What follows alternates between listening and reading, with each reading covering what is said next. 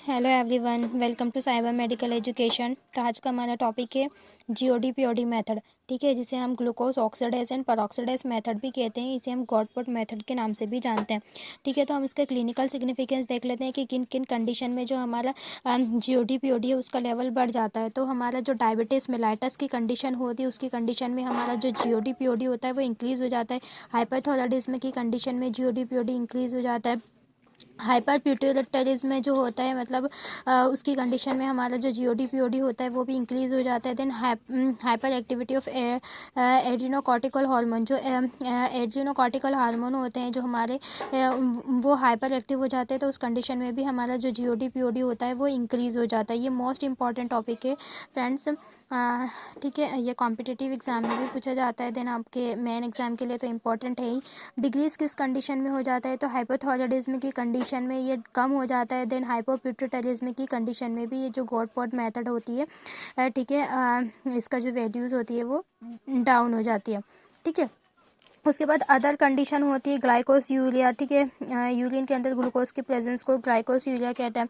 Kidney failure की condition में, brain damage की कंडीशन में, कीटो एसिडोसिस, उसके बाद पॉलीयूरिया और हार्ट फेलियर की कंडीशन में जो होता है हमारा जीओडी पीओडी ये वैल्यू जो होती है वो डिस्टर्ब हो जाती है, इंक्रीज़ हो जाएगी या फिर डिक्रीज़ हो जाती है।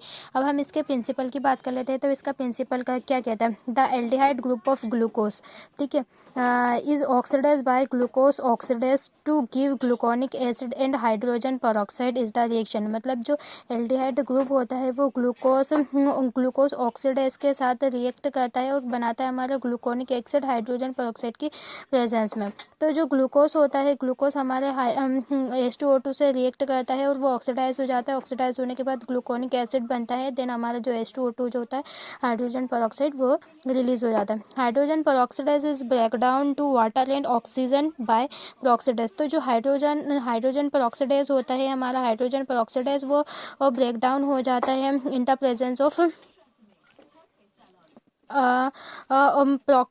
Oxygen, in the presence of peroxidase enzyme and बनता है हमारा जो हमारा H2O2 बनता है और O2 जो प्रोडक्ट होता है वो रिलीज़ हो जाता है। ठीक है, आगे हम बात करते हैं हमारे इसमें the oxygen react with 4 amino no phenazone in the presence of phenol और 4 pink colour compound intensity with which determine to 530 nanometre. मतलब जो ऑक्सीजन होता है वो ऑक्सीजन 4 अमीनो फिनाजोन के साथ फिनोल की प्रेजेंस में रिएक्ट करता है। ऑक्सीजन 4 अमीनो फिनाजोन के साथ ऑक्सीजन फिनोल की प्रेजेंस में रिएक्ट करता है और फिनाजोन बनाता है। जब फिनाजोन बनता है तो पिंक कलर का कंपाउंड प्राप्त होता है। इस पिंक कलर के कंपाउंड को हम कैलोरीमीटर में 530 नैनोमीटर पर डिटरमाइन करते हैं।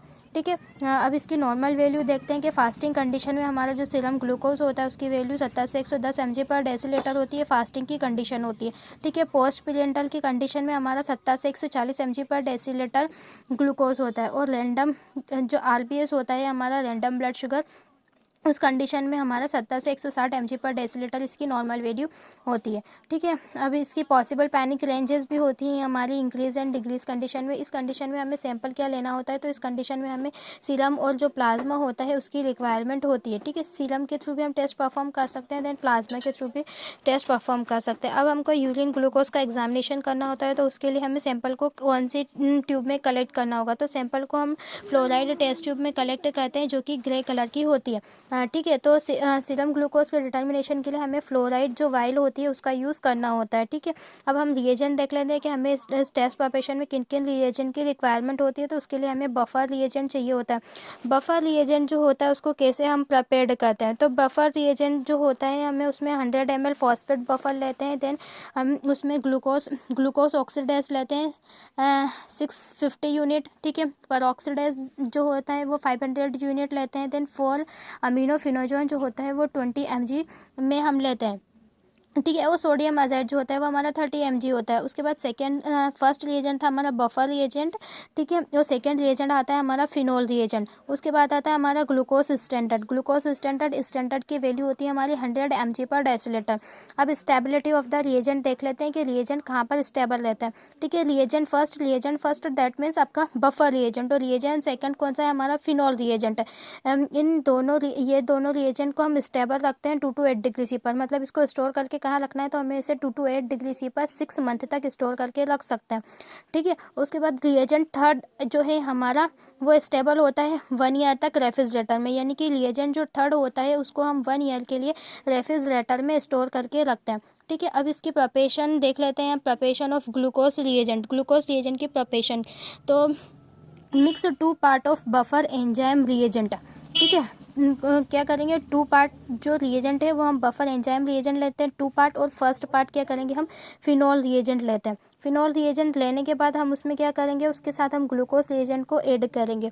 It is prepared the reagent fresh, जो रिएजेंट होता है उसे हमें फ्रेश प्रिपेयर करना होता है, otherwise it is stable at 2 to 8 degree C. वो स्टेबल होता है 2 to 8 degree C in a amber colour बोतल। तो 2 to 8 डिग्री सी पर हमें जो अम्बर कलर की बोतल होती है, हमारे ब्राउन कलर की बोतल, उसके अंदर हमें स्टोर करके रखना होता है, ठीक है। तो उस अम्बर कलर की बोतल में हम 2 वीक तक 2 to 8 डिग्री सी में स्टोर करके रख सकते हैं, ठीक है। फिर जो हमारा रिएजेंट होता है, रिएजेंट को हम यूज़ करने के पहले हम रूम टेम्परेचर पर रखेंगे, देन रिएजेंट का हम यूज़ कर लेंगे, ठीक है।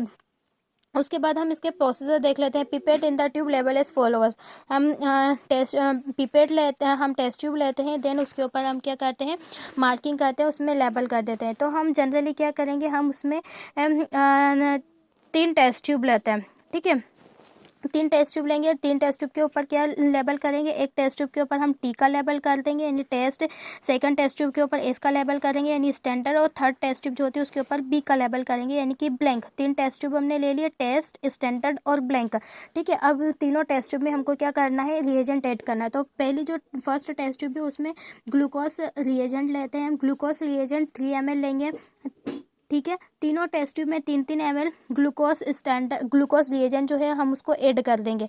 ग्लूकोज रिएजेंट ऐड करने के बाद क्या करेंगे, हमारी जो सेकंड वाले टेस्ट ट्यूब है उस सेकंड वाले टेस्ट ट्यूब में जिसके ऊपर हमने टी का लेबल करा है, ठीक है, टी लेबल्ड वाले टेस्ट ट्यूब यानी कि टेस्ट वाले टेस्ट ट्यूब में 0.2 ml क्या लेते हैं, हमको सीरम लेना होता है, और दोनों टेस्ट ट्यूब में कुछ भी ऐड नहीं करना होता है। फिर स्टैंडर्ड वाले टेस्ट ट्यूब जिसके ऊपर आपने स्टैंडर्ड का लेवल करा है उसमें ग्लूकोज स्टैंडर्ड लेंगे। स्टैंडर्ड की वैल्यू है हमारी 100 mg पर डेसीलीटर। ग्लूकोज स्टैंडर्ड को लेंगे हम स्टैंडर्ड वाले टेस्ट ट्यूब में 0.02 ml में, ठीक है। उसके बाद लास्ट है हमारी ब्लैंक वाली टेस्ट ट्यूब। तो जो ब्लैंक वाले टेस्ट ट्यूब होती है उसमें लेना है हमको डिस्टिल वाटर।